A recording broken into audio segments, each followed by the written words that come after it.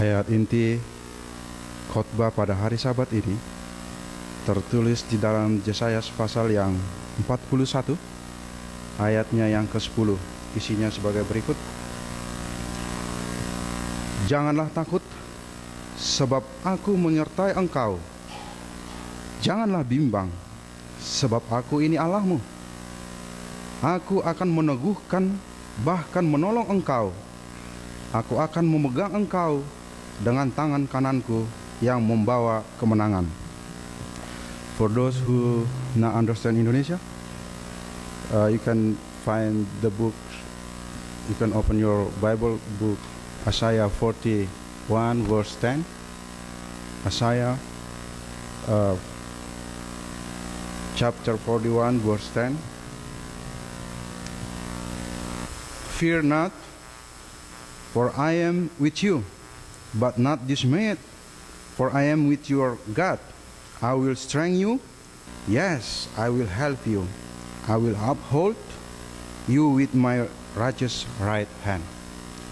Kita sambut pengkhotbah dengan menyanyikan sabda.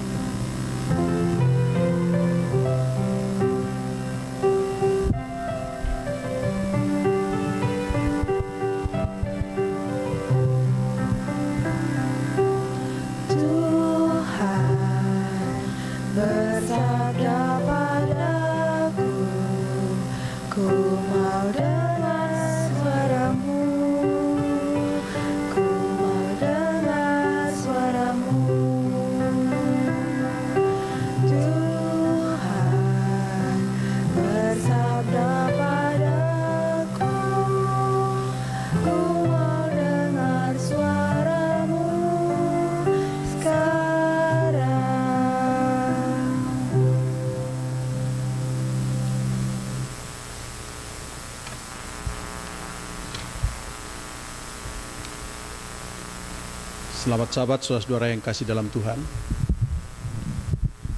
I would like to welcome you all and happy Sabbath, especially our friends and guests, our relatives that are here today to worship God. And today we have a special program, which is a baby dedication for my granddaughter. Ya, Sabat ini adalah acara istimewa untuk kami dan untuk kita secara jemaat, yaitu baby dedication, ya, penyerahan anak-anak. I still remember vividly in my mind before we took vacation on month of June back to Indonesia. We had to wait for Kaylin to be born. Ya, jadi saya masih mengingat bahwa kami harus tunda keberangkatan sampai baby Kaylin ini lahir, baru kami bisa berangkat. Ya. And today itu I have to wait for baby dedication before we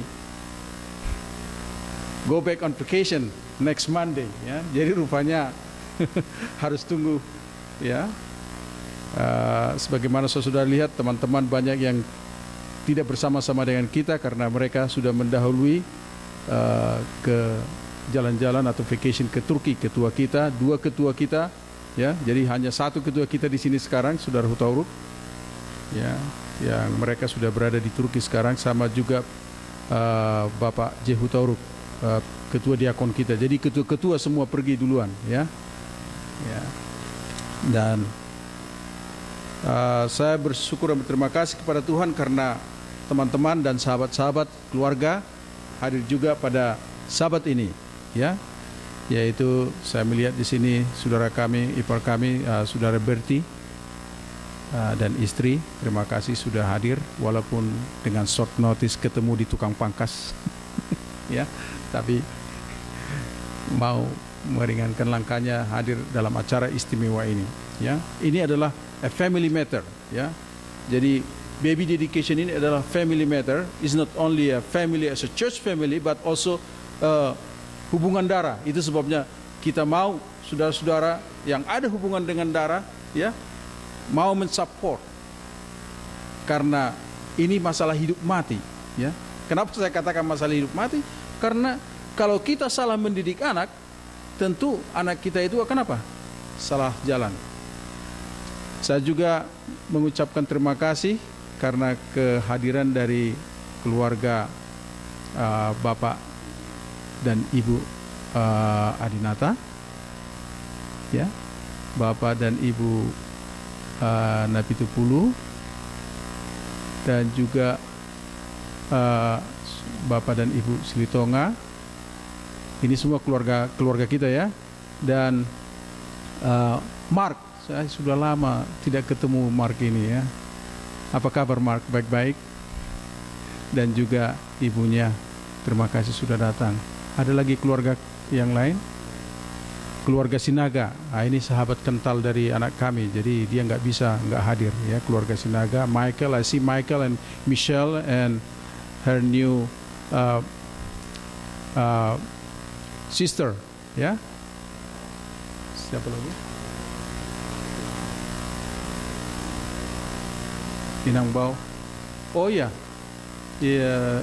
Inang Bau saya, ya. Mereka tidak mengerti Inang Bau, tapi ya kakak ipar saya, ya juga ada bersama-sama dengan kami di sini. Jadi saya lihat sudah lengkap ya.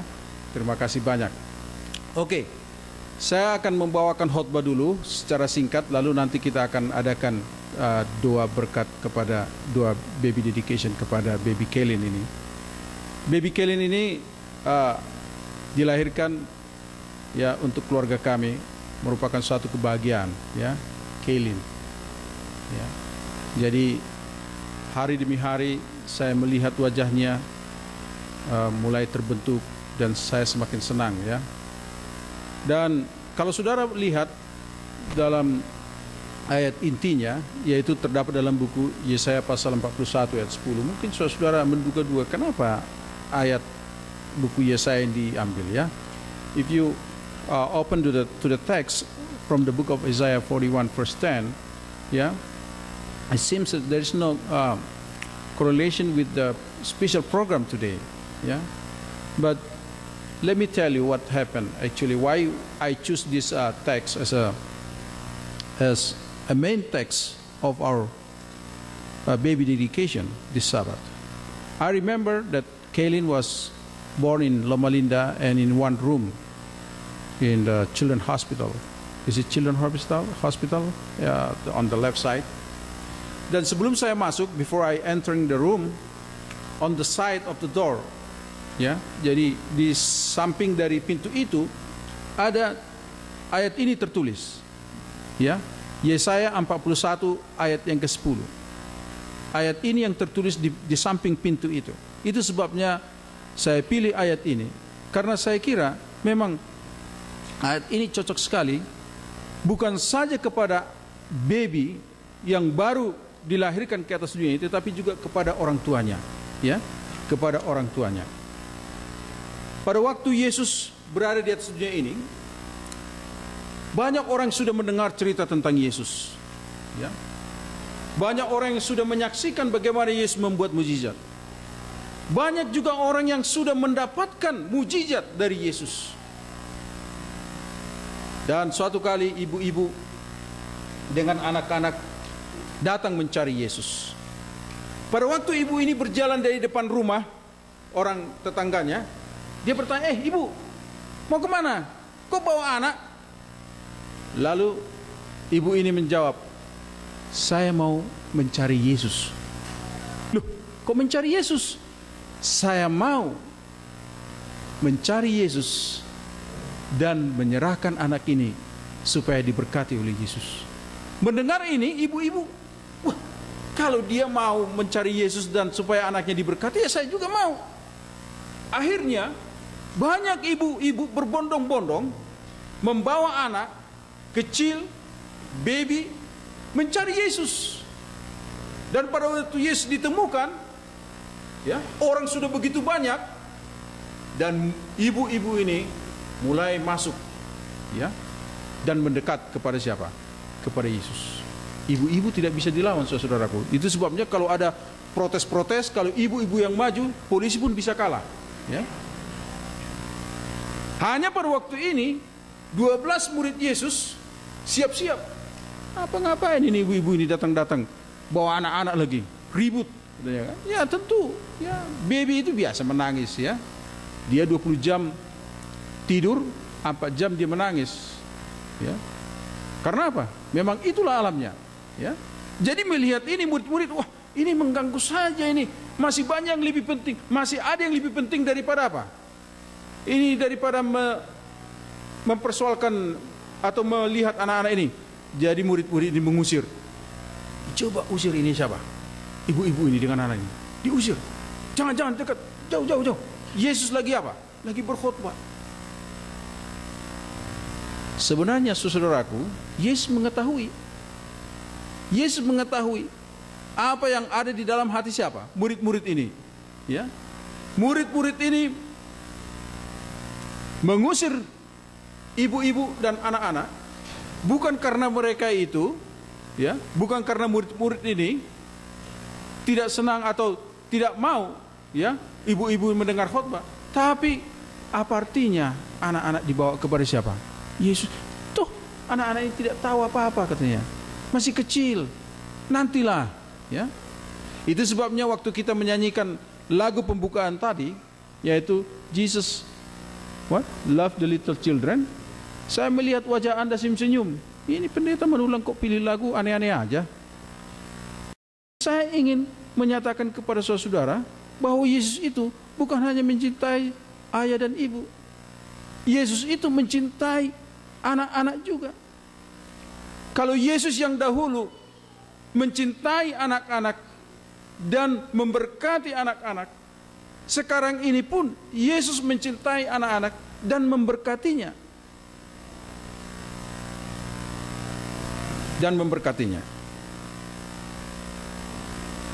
Apa pernah terpikir dalam hati saudara, seandainya Yesus itu datang langsung jadi dewasa, ya, tiba-tiba dia muncul di mana? Di Nazaret, sudah gede, sudah besar. Pernah terpikir di hati saudara itu? Ya, mungkin nggak pernah ya, karena setiap tanggal 25 Desember kita rayakan. Saya pikir-pikirkan itu, kenapa Yesus itu harus lahir? Ya, kalau dia toh mau menyelamatkan terus mati, lahir aja, tiba-tiba aja muncul gitu sudah dewasa, lalu disalibkan, ya, hidup bangkit lagi naik surga, selesai. Kenapa dia harus lahir? Kenapa dia harus lahir? Mulai dari baby dulu. Allah itu tahu betapa indahnya, ya, kalau kita memiliki apa? Baby. Siapa di antara saudara kalau datang baby masih kecil gini, lalu saudara marah-marah? Gak ada. Tentu kita senang melihat baby siapapun itu, apakah bapak ibunya mafia, tapi kalau lahir anaknya, kita lihat, kita dapat, oh, anaknya penjahat. Enggak pernah kita bilang begitu. Kita senang melihat baby. Allah mau saudara-saudara senang. Kalau Allah tidak mau saudara-saudara senang, tentu Allah tidak kasih baby. Lahir aja, buat aja seperti Adam dan Hawa langsung besar-besar semua. Ya. Tapi Allah mau supaya kita memiliki kebahagiaan itu sempurna. Ya. Pikirkan itu, sempurna. Dan ini dibahas di dalam 28 doktrin gereja Masih Advent hari ke-7. Saya tidak tahu kita yang sudah dewasa tidak pernah belajar kelas baptisan dulu, tidak ada ini apa ini ya. Tapi sekarang sudah dibukukan di sini. Ya. Di dalam 28 doktrin. Ya. Dan itu termasuk doktrin yang ke-23. Doktrin yang ke-23. Ya. Betapa pentingnya kita, ya, memelihara atau menjaga anak-anak kita. Saudara-saudaraku, ada 9 hal atau ada 8 hal yang dituliskan di dalam doktrin gereja kita.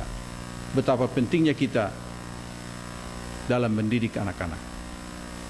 Saya sampaikan ini bukan hanya kepada anak kami, David dan Rini, tetapi kepada kita semua. Ya. Yang pertama ialah orang tua harus membuat suatu prioritas. Priority.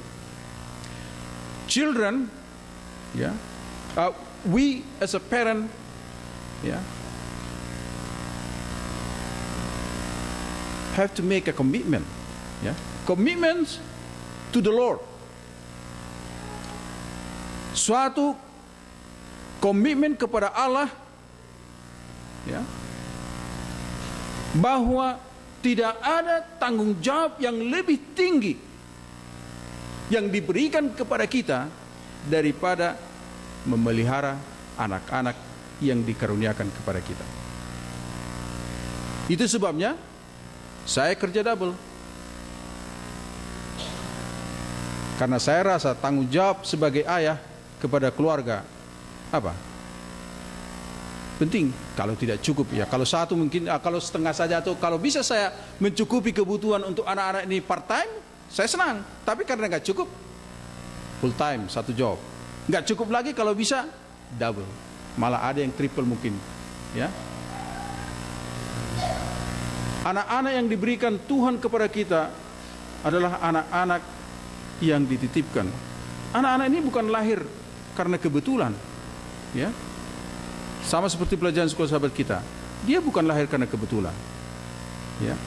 Dan dia pun tidak bisa memilih untuk dilahirkan di mana, di rumah tangga kita. Jadi saudara-saudara harus perhatikan, ayah dan ibu harus perhatikan, kalau anak itu lahir, ya, itu bukan karena dia pilih lahir di keluarga Anda, ya, itu bukan karena lahir kebetulan, ya, tapi itu adalah pemberian Tuhan Allah.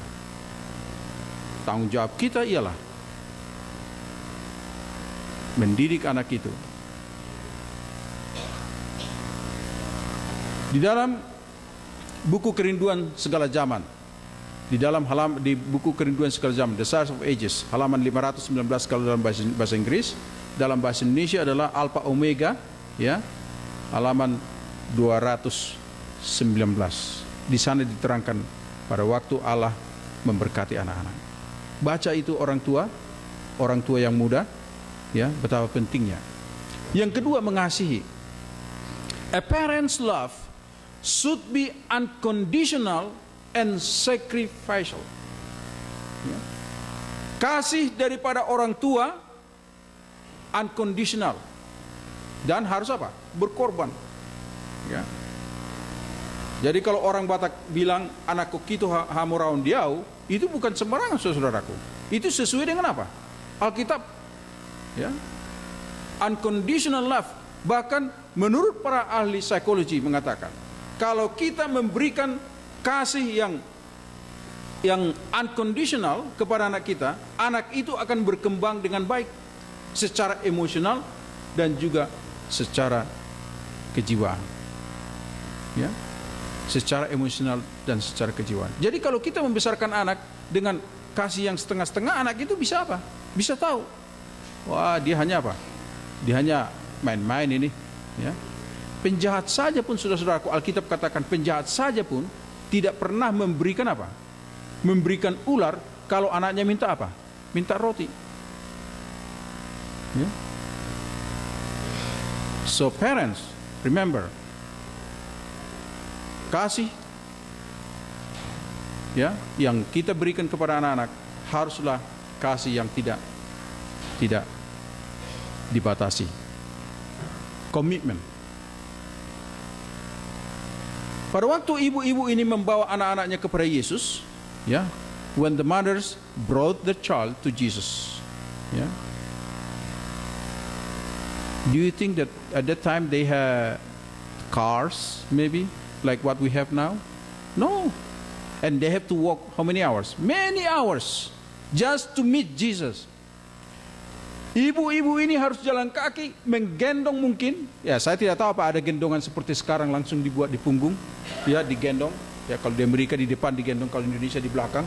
Ya, saya tidak tahu ya bagaimana cara mereka membawa bibi-bibinya kepada Yesus. But they had to walk hours and hours just to seek Jesus, to meet Jesus. Ya. Komitmen, saudaraku. Jangan harapkan anak-anak kita ini akan bertumbuh menjadi anak yang baik menurut kepada Tuhan if you only bring them to church once a year. Sekali dalam 1 tahun. Apa yang kamu harapkan sekali 1 tahun? Orang pun kalau sekolah sekali dalam hanya 1 hari masuk dalam 1 minggu, otomatislah dia fail, gagal, ya. Apalagi dalam urusan apa? Urusan keselamatan. Orang tua harus membuat satu komitmen, ya, membawa anak itu kepada siapa? Kepada Tuhan. Dan kalau saudara membawa anak ini kepada Tuhan setiap Sabat ke gereja, ya, of course at the same time you have to bring Jesus in your home, in your house. This is the way we nurture, ya, we grow our children at home. Kita bawa anak kita ke gereja sekali seminggu, rutin, ya, dengarkan firman Tuhan. Tapi sampai di rumah kita apa? Kita ribut, ya. Jadi anak-anak ini akan bertemu dengan apa? Dengan penuh kebingungan, ya, bingung dia. Di gereja diajarkan kasih Yesus, di rumah peperangan dan pertempuran. Jadi dia akan hidup di mana? Di tengah-tengah antara pertempuran dan kasih. Ya. Yang ketiga, konstansi. Artinya ialah, saudaraku, Musa pada waktu dia bertemu dan berbicara kepada bangsa Israel di dalam buku Ulangan, apa dikatakan? Di Ulangan pasal yang ke-6, ayat yang ke-7 sampai ayat yang ke-9. Let's open our Bible to the book of Deuteronomy chapter 6, verse 7 to 9. Haruslah engkau mengajarkannya berulang-ulang kepada anak-anakmu dan membicarakannya apabila engkau duduk di rumahmu. Ya. Dikatakan apa? Impress them on your children. Talk about them when you sit at home and when you walk along the road, when you lie down on, and when you get up. Artinya konsistensi, terus menerus, ya. Jadi Bro Berti kalau punya cucu nanti harus konsistensi. Ya, artinya ya kalau dibawa ke gereja jangan satu kali dibawa ke gereja, nanti tunggu sampai Christmas, ya berarti 2 kali. Tapi kita harus lakukan itu apa? Terus menerus, ya, terus menerus.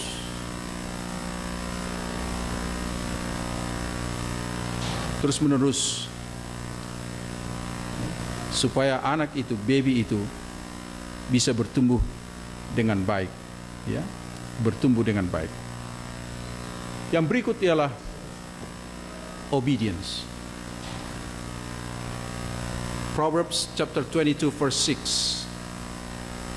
Train up a child in the way he should go. Let me quote from the Catholics philosophies. The Catholics said, give me the children for 7 days. I mean 7 dalam 7 tahun pertama, ya, and I will make him or she become the Catholic for the rest of his life. Jadi kalau 7 tahun pertama itu dididik, katanya, ini hal yang baik ini, ya, yang saya ingin ceritakan ini di orang filsafatnya orang saudara-saudara kita di Katolik. 7 tahun pertama anak ini dididik di gereja Katolik, ini akan bisa menjadi Katolik seumur. Artinya ialah bahwa sangat penting mendidik anak-anak ini pada masa apa? Masa mudanya. Dan itu sesuai dengan ajaran Alkitab. Proverbs 22 verse 6. Train up a child in the way he should go, and when he is old, he will not depart from it. Seringkali saya katakan kepada tua-tua jemaat, kalau kita mau kuat secara gereja, kita perhatikan anak-anak kita.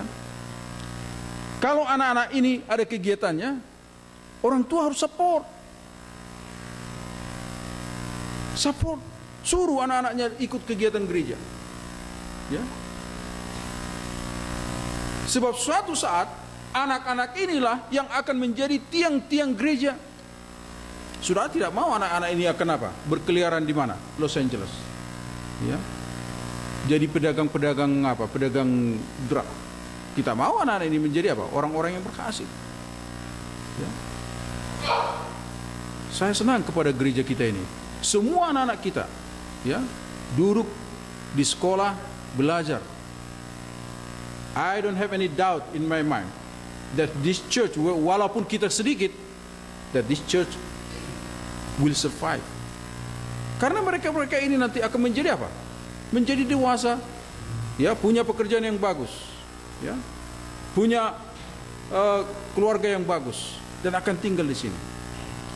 Dan itulah sebabnya penting pendidikan rumah tangga.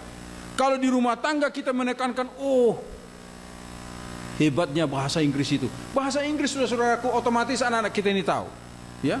Jangan sampai mereka lupa akan apa? Identitas mereka. Identitas mereka bukanlah language.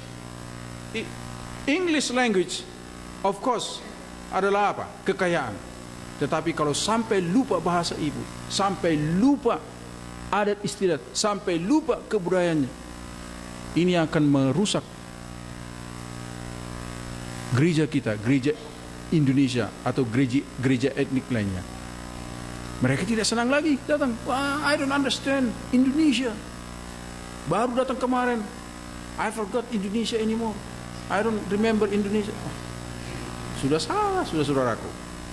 Nah, kalau kita tanamkan ini, hal-hal yang baik ini, mereka akan tetap tinggal di mana? Walaupun mereka pakai bahasa Inggris, saya pakai bahasa Indonesia, mereka tentu tahu apa yang saya bilang. Don't you understand, children, what I'm saying? You do or not? No? Oh, I'm gonna speak to your parents. Ya. Jadi kalau di rumah, jangan kalau, ya, maaf ini saudara, biasanya kalau di rumah, kalau marah, ya, kita biasanya marah itu, kalau marah, kita nggak pernah bahasa Inggris, langsung bahasa Indonesia. Anak-anak tahu. Loh, kalau marah, anak-anak tahu saya pakai bahasa Indonesia, dia ngerti apa yang saya ngomongin. Tapi kalau baik-baik saya bahasa Indonesia, kok dia bilang, I don't understand you, katanya. Wah, ini sudah salah. Jadi, ya, saudara Sinaga di sini, kalau saya ketemu dia main badminton, dia selalu ngomong bahasa Batak kepada anaknya. Bagus. Ya. Remember, language is what? Is treasure. Kekayaan itu, saudaraku. Jangan karena saudara membandingkan, oh, bahasa Inggris lebih berharga dari bahasa Batak. Wah, tidak, sama. Ya.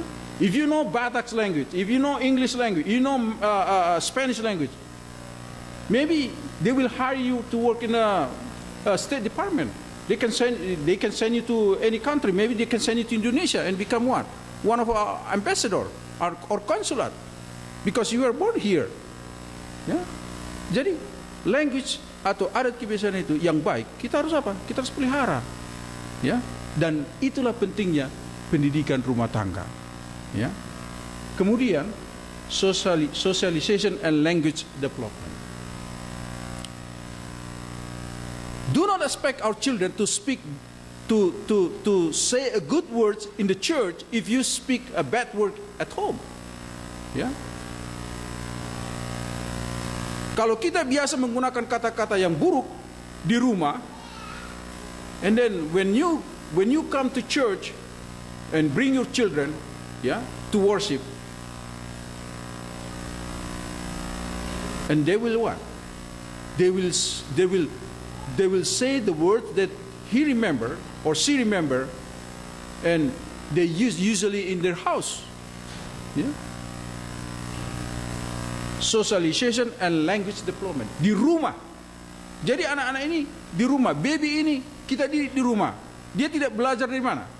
Di gereja atau di sekolah. Karena pendidikan yang pertama, the first education that the children or the baby receive is from our own home. Ya. Jadi kalau saya perhatikan wajahnya baby Kelin ini, ya, lalu saya mulai ngomong-ngomong, tapi mungkin kalau saudara memperhatikan saya, oh, ini pendeta Marulang ada sakitnya sedikit. Kenapa dia ngomong-ngomong sama baby? Nah, kalau saya bicara sama baby Kelly ini, dia langsung ikut. Seperti mengerti dia apa yang saya ngomong. Padahal saya pun nggak tahu apa yang saya omongin. Tapi dia ikutin. Mulai dari situ saudaraku, bagus. Memang begitulah cara kita apa? Nurture, ya, mendidik, mengembangkan anak-anak ini. Lama-lama nanti dia akan bilang apa? Opung, ya, ya, karena saya selalu bilang opung, ya. Mula-mula saya bilang grandpa, tapi kalau grandpa nanti nggak enak, ya. Nanti juga dia akan tahu kalau bahasa Inggrisnya opung itu grandpa, saya pikir. Jadi opung, ya, supaya jangan keduluan opung borunya nanti bilang oma lagi, wah ini kok satu opung satu oma ya. Saya bilang opung, ya. Jadi opung borunya juga bilang saya opung juga katanya, ya. Jadi sejajar maksudnya, jangan bertentangan. Kalau bertentangan nanti anak-anak itu ingat, remember that this baby is very what? Very fragile. Ya, kalau kita mendidik mereka bingung nanti mereka, wah, jadi susah. Ya, socialization and language development. Socialization itu artinya jangan isolasi. Ya, kalau punya anak, ya, supaya jangan kena bakteri di rumah saja terus, nggak usah bawa keluar. Wah, ilmu apa itu? Ya. Justru Tuhan Allah itu begitu ajaib menciptakan kita mempunyai imun sistem dalam tubuh kita kan.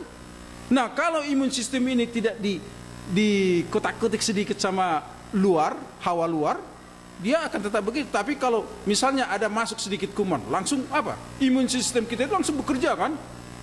Bertambah, lebih kuat dan lebih sehat. Ingat itu saudara. Itu bukan harus sekolah perawat baru tahu, ya. Umum juga orang tahu mengenai itu, ya. Umum juga tahu mengenai itu. Lalu yang berikut, learning values. A basic socialization function of the home is to provide for the assimilation of the values as opposed by the family, ya. A value, family's value, religious concept, ya, dan lain sebagainya. Ya. Jadi nilai-nilai perlu kita tanamkan dari mana? Dari rumah tangga kita. Ya. Nilai-nilai apa yang perlu kita berikan, nilai-nilai yang baik kepada anak-anak kita. Ya. Baby Kaylin di sini umurnya belum 4 bulan ya. Sudah 4 bulan. Ya, saya sendiri juga sudah lewat ini 4 bulan ya. Jadi saya lihat baby ini sudah makin bertambah besar ya. Dan rasa-rasanya memang maunya tiap hari ketemu dia, ya, mau tiap hari ketemu dia. Dan senyumnya itu saya tidak bisa lupakan terus, ya. Saya mau ceritakan ini supaya saudara-saudara menghargai bahwa baby itu, anak-anak itu datang dari siapa? Remember, Jesus loves the little children. Saya mengundang David, Rini, baby Kaylin ke depan dan semua keluarga. Oma tuanya, Mami, Berti, Bro Berti, dan ipar kami di sini dan juga kakak ipar kami. Lalu Bapak dan Ibu Silitonga, Bapak dan Ibu Nabi Tupulu, supaya saya senang memperkenalkan, karena begitu saya perkenalkan nanti baru saya tanya mereka mau nggak mensupport membesarkan anak ini gitu. Jadi tolonglah maju ke depan Bapak Adinata, Mark dan siapa nama? Sandra, maaf. Kepada David dan Rini dan kepada keluarga semua, terima kasih. Ya, dia sudah langsung senyum lagi. Sudah kenal dia. Terima kasih David dan Rini sudah datang ke gereja menyerahkan anak ini untuk didedikasikan kepada Tuhan. Tetapi sebagaimana yang saya katakan tadi bahwa mendedikasikan anak ini bukan hanya sekali dalam seumur hidup, tetapi harus dilakukan secara konsisten hari demi hari. Bawalah anakmu ini kepada Tuhan bukan hanya setiap hari Sabat, tetapi setiap saat dalam hidupnya, ya, supaya dia bertumbuh dengan baik. Untuk itu saya akan berdoa dan ditemani oleh Pendeta Hutauruk dan nanti pendeta Huruk akan menyerahkan baby dedication kepada keluarga sebagai bukti bahwa baby Kaylin sudah diserahkan kepada Tuhan.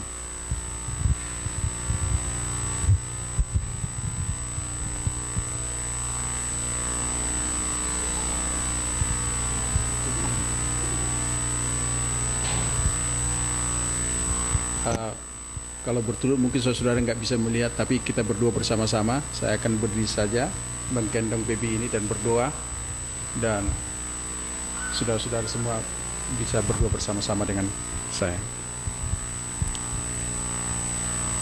Bapa di surga, terima kasih Tuhan karena Engkau memberikan kesempatan kepada keluarga anak kami untuk mendedikasikan putri mereka, Kaylin Rachel Manulang, kepadamu. Sebagaimana Yesus telah memberkati anak-anak pada zaman dahulu, Engkau pun hamba memohon, biarlah kiranya Engkau memberkati cucu hamba ini, supaya dia menjadi anak yang bertumbuh dengan baik, sehat, dan penurut kepada orang tua, terlebih kepada Tuhan. Berkati ayah dan ibunya, supaya mereka memperoleh kecukupan untuk membesarkan anak ini, menjauhkan dari segala mara bahaya, penyakit dan kesusahan. Dengarkanlah Tuhan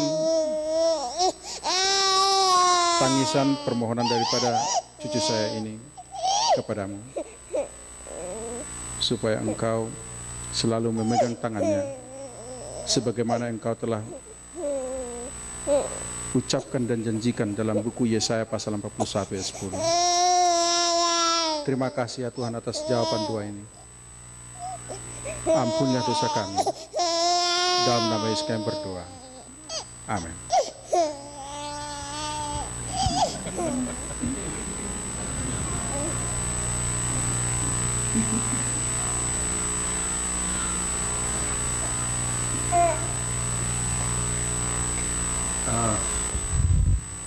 Pendeta Hutauruk sebagai gembala jemaat akan menyerahkan surat penyerahan.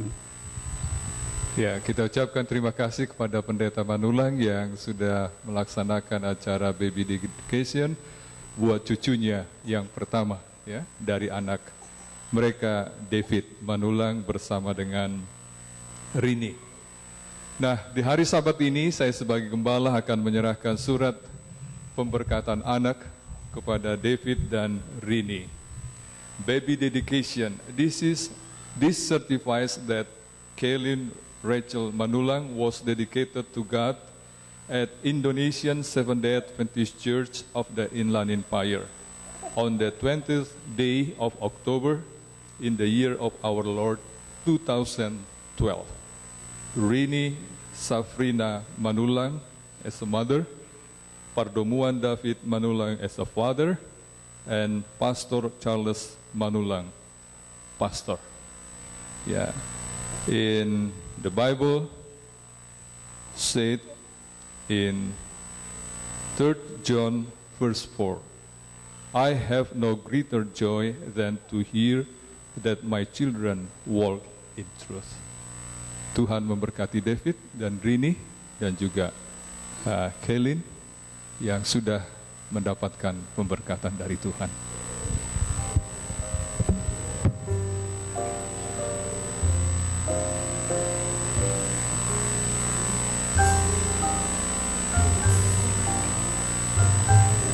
Oke, kami persilahkan untuk mengambil tempat lagi di bawah. Terima kasih.